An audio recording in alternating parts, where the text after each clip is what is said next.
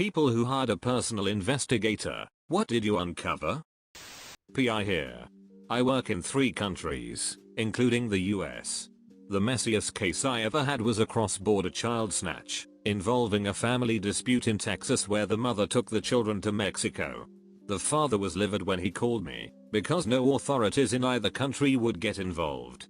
He also couldn't go into Mexico and snatch the children back because if the Mexicans caught him, he would have ended up in a Mexican prison while it was all sorted out, and his wife was related to a Mexican alderman who might have used his influence to really slam him.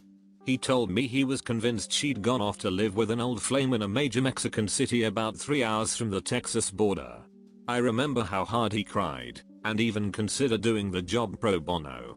He wanted to hire me for 2 jobs. First, to prove infidelity on her part, and then, once we had that down, use the evidence as leverage against her if she resisted his taking the children back. I spent a week researching the woman and the man. They were both decent hard-working people at a glance. Nice home, steady jobs, well-raised children. Then I started digging into the domestic violence calls at the house. He'd beaten her on 4 different occasions over a 3-year period. The last one resulted in a stay at the hospital with a broken tibia after he curb-stomped her on the fireplace. I started getting a sour feeling about the case. I traveled down to see where the woman lived. Found her on my 2nd day.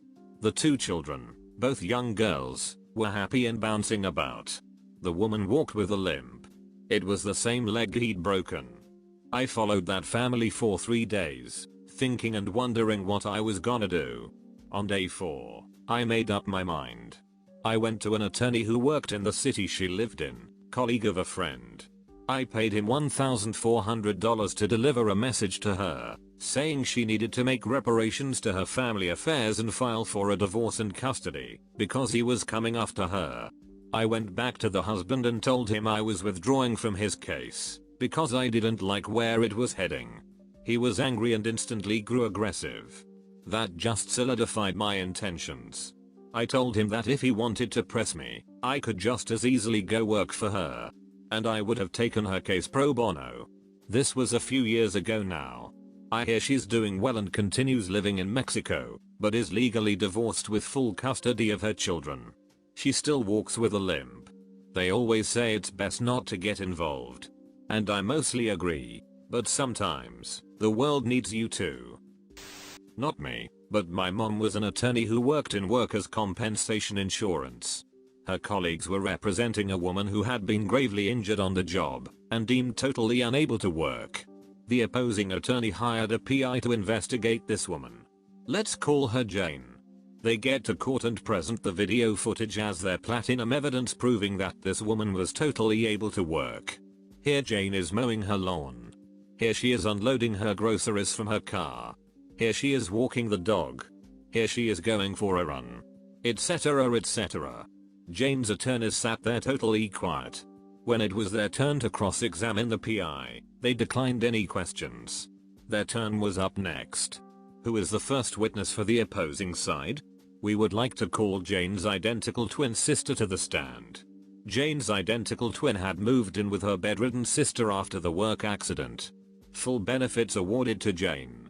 Apparently the look on the faces of the opposing attorneys was the stuff lawyers' dreams are made of. I finally had to make a throwaway for this one. When I was 10, my parents separated and went through a nasty divorce. Sometime during all of that he hired a PI to follow my mom around. The PI concluded that my mother was a prostitute. She did escort service and hung around doctors' conventions. The PI took photos and logged everything. My dad snuck into the house my mother and I lived in with a camcorder and recorded the discovery of a ledger documenting all of her clients and the money exchange. He leveraged it in the divorce, so he didn't get bent over entirely. My dad didn't tell me any of this until I was in my 17 or so. I didn't believe it until I thought back and remembered some things. She had a pager, and back in the 90s only a few types of people had pagers, doctors and workers. She would suddenly be gone late at night if I woke up. She would always say she was out grocery shopping. I also remember walking in on her wearing a revealing dress made of leather. No more revealing than what girls wear to the club, but hey, that shit is weird when it's your mom. And you are 10. Anyhow. My dad still throws it at me when he wants to prove how much better of a person he is than my mother or my stepdad, who married a hooker. In her defense, she was paying her way to become an RN, which she is now. TLDR, I followed my mom for my dad during a nasty divorce. Found out she was a hooker. Dad holds grudge to this day, and told his kids about it. Since there are some folks that want to know, she got custody. My stepdad is all sorts of awesome. Turns out she was pretty crazy, divorced my stepdad and walked out of what was left of her family. My stepdad stuck with us and has supported us ever since. I was 18 when she took off, and they had been divorced for years. I'm 29 now, and he is my best friend and my best parent. Haven't heard from her since. Why am I using bullets? It made sense when I started. We discovered that the driver who hit me not only went off the side of the road where I was, legally, four-wheeling on a quad, and she was talking on the cell phone, looking into the passenger seat, driving with no insurance and a revoked license, because of previous convictions for causing accidents. After the truck, pushing my quad in a T-boned position, plowed so much dirt up in front of us that after 70 feet it finally came to a halt. The investigator had evidence that she was driving 35 miles per hour in a 25 zone, and she didn't brake after impact. After the truck came to a stop, she jumped out and started running away, but witnesses caught her and held her there. My friend who was sitting behind me, both of us 14, were carted off in ambulances, and I never saw the woman's face. The trooper wrote the report that I, 14 years old, had taken an RV instead of ATV and pulled out in front of the woman, even though it was clear the accident happened off the roadway. The trooper interrogated me while I was laying on the ground waiting for ambulances before my parents even arrived. I was in shock while he rephrased the question, "Have you had any alcoholic or illegal substances today?" several times. My neighbors finally asked him to wait until my parents arrived. In the hospital room he questioned me further, while my parents were on their way. The nurse had to ask him to stop as my neck was being evaluated, and I had not even had pain medication yet. The accident was deemed my fault, although there were 2 eyewitnesses who testified against the woman to the trooper and later in court, and I was told by the DMV I would have to pay the woman's truck damages before I was allowed to get a driver's license, and I carried SR22 insurance for 5 years after I received it. The investigator uncovered proof that the trooper knew the woman who hit me, and was possibly family friends with her. For the months in between the accident and when the investigation was complete, I fought an awful amount of guilt, believing it was my fault, and not having any memory of the accident. My friend's leg was badly injured and required extensive surgeries over the next 5 years, and she was visiting from Texas and had to be medevaced back there via helicopter, which left her family with a huge financial burden. During that time, I even considered suicide, and took one attempt that thankfully failed.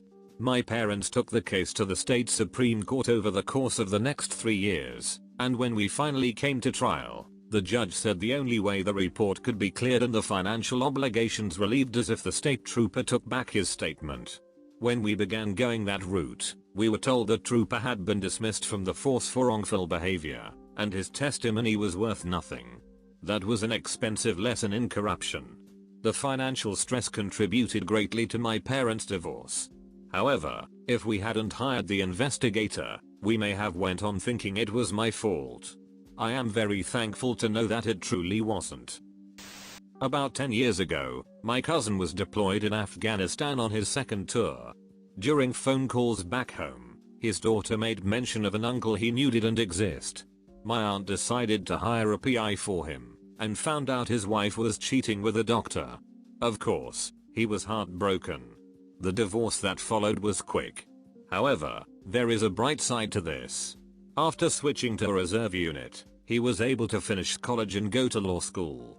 His ex-wife? She was dumped by the doctor not long after the divorce. She attempted to reconcile, but my cousin refused. He's remarried. She lives with a group of friends in some rundown house. My wife hired one. She found that she was wasting money, and that I'm a very boring person. Edit, I didn't expect anyone to read my reply. We came from different cultures, but we knew we wanted to be with each other. She's Hispanic, born in another country, and I'm a hillbilly from Appalachia. There was a lot of jealousy early on both sides, because we simply couldn't relate. After a while, I grew tired of being suspicious, and told her that if she wanted to be with someone else, to just tell me, and I'll move on, but just tell me. It was very freeing for me. I guess to her though it only made her more suspicious. I got off work at 7 AM, and there wasn't much to do, and not many places that were open for a couple more hours, so I would go to the gym. She worked an early first shift job, so we didn't see each other in the mornings. And I guess she didn't like not being able to account for the gap between me leaving work and me coming back to the apartment. The guy she hired to follow me around was terrible. I had my routine: get off work, go to the gym, go grab some breakfast, hit up Blockbuster, maybe go to pet store. We had birds and fish. At that time in the morning, these places are empty. Like I said, I'm a boring person. Cut to a few days later, I leave the gym and the new guy behind. Head to a restaurant, and in comes the new guy from the gym. Creepy. I eat, then leave, go to Blockbuster, and in he comes. So here I am suspicious. The next day at the gym, I'm telling my buddy about how creepy it was for the new guy to show up everywhere I go, and he agrees. I'm done working out, and tell my buddy that I'm going to leave, and that I'm going to a specific pet store, and if the guy leaves the gym right after me, that my buddy should head to the same pet store. And that was what happened. I go to the store, a couple minutes later, in walks the guy, and a minute after that, in comes my buddy. We ended up pinning the guy to the floor. I asked why, and he starts saying that it's just a job, and that he ain't seen nothing. We release him back into the wild, with the order that he's not to show up at the gym again. I get home, call her up, and say that she hired the biggest idiot around, and that she needs to stop wasting money. She asks, what happened? I tell her to ask him, since she gave him money. Her jealousy died down after that. Well, that and I made the ultimate quote to her that made sense. I said, if I was getting laid as much as you think I am, wouldn't I be a lot happier? And that was that. For those folks hoping for a different ending, sorry to disappoint. We've been together for almost a quarter of a century, and everything is fine. Maybe she just couldn't believe that she was involved with someone so boring. Okay, so I'll bite. Nothing like hunting down a psycho ex or anything like that, but interesting enough. So I was living in England, and had an uncle living in assisted living in California. He was 95 at the time, a little fuzzy about some things, but on the whole, sharp as a tack. He was deeply religious and attended church weekly. A couple of women from the church had made friends with him, drove him to church, brought him trinkets and whatnot, basically took care of him, sort of. Sounded okay to me. Hell, I was in England, what was I going to do? The only thing that jarred me a little bit was one time when I talked to the women on the phone, one of them told me that my uncle had signed over power of attorney to them. That struck me as a little odd. My uncle and I weren't really close, but being his heir, along with my brother, wouldn't he have told me about it? I shrugged it off, though, again, what was I going to do? I was 6,000 miles away. Besides, and this is what gets a lot of people, he was of sound mind, he was a free agent, so it was really none of my ducking business. A year or two go by, I check on him periodically, everything seems fine. I come home one night, and my phone is ringing, it's the assisted care residence. Shit, what's happened? Is he dead? He's 97 ducking years old, I was expecting it any day. No, it's these two little old ladies, they're trying to get my uncle to sign over power of attorney to them. Wait a minute, hadn't he already done that? The alarm bells go off. Something is deeply wrong, and it was going to take me at least 24 hours to get back to California, given connections, flights, renting a car, blah blah blah. So I called a PI from England. Tell him the situation, and as soon as I can get to the part about the women, he stops me and says, wait, let me tell you how this story goes. He then proceeds to tell me that this is a common scam, These women cruise the churches, looking for these little old guys, who, on the surface, have no family to speak of, and healthy retirement and investment accounts. So, I get my ass back to California ASAP. Unfortunately, my uncle has signed nothing, although at this point, they are harassing him hard.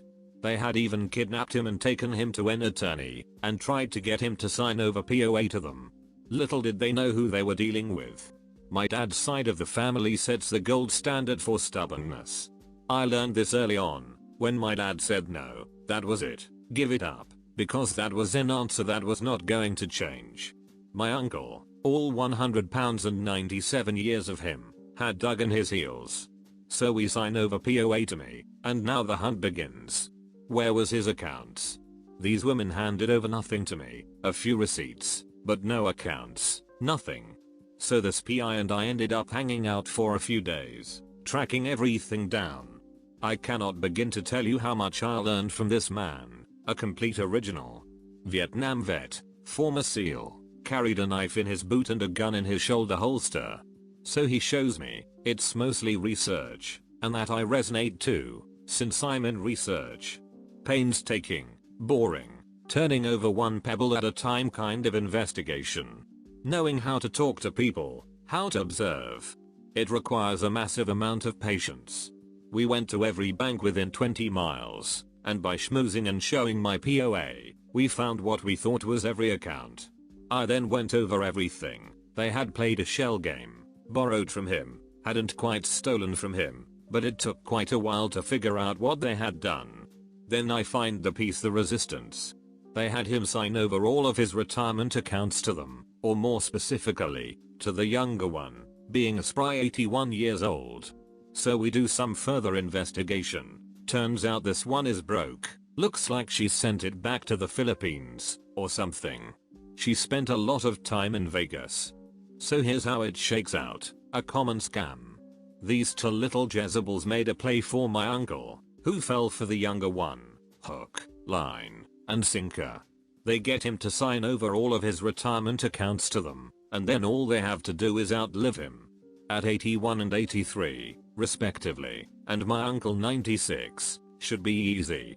So I confront them, told them that I knew what they were doing, and that I could turn them in. I had the evidence. I didn't really, I only strongly suspected, if they didn't tell me what else they had done. So they spilled the beans, told me what they had done. They swore they had only borrowed the money. We got it all signed back over. I didn't turn them in. I figured it would all come out in the wash anyway. I didn't want to see them go to jail, and I wasn't sure I could prove it anyway. But if it wasn't for this PI who had my back, they would have gotten away with it. I'm a firm believer. I learned a shit ton from him. Now for the editorial. This crime is rampant, intimidating, bamboozling, and ripping off the elderly. Most DAs won't touch it. If you even get a whiff that an elderly relative is being abused or ripped off, if it even crosses your mind, step in immediately. Kick ass and take names. You may be the only defense they have, but I'll tell you, it turned out to be one of the most interesting experiences of my life. My uncle got the last laugh. He outlived both of them, and passed away peaceably at 100 years old with me there with him. One of the last things he told me was that he had forgiven them for what they had done. TLDR, elderly uncle is nearly scammed out of $500,000 by a couple of Jezebels cruising the churches. PI steps in and saves the day. I learn a crap ton.